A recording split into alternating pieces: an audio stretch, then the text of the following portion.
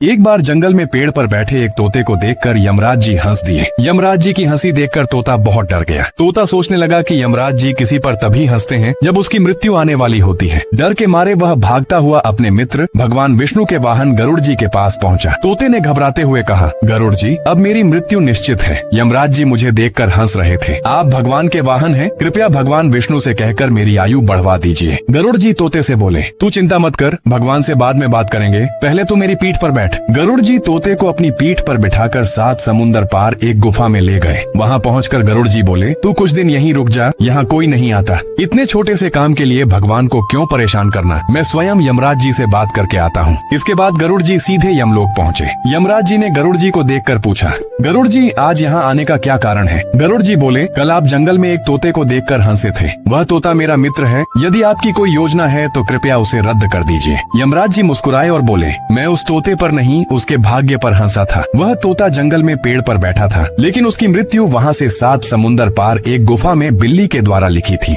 मैं यह सोचकर हंस रहा था कि यह तोता वहाँ पहुँचेगा कैसे। इतने में एक यमदूत वहाँ आया और उस तोते की आत्मा को यमराज जी के सामने प्रस्तुत कर दिया। तब गरुड़ जी समझ गए कि भाग्य में जो लिखा है वह होकर रहता है। इसलिए कहते हैं, भाग्य की चिंता छोड़कर केवल अपने कर्म करते रहो। कमेंट में जय श्री हरि विष्णु जरूर लिखें।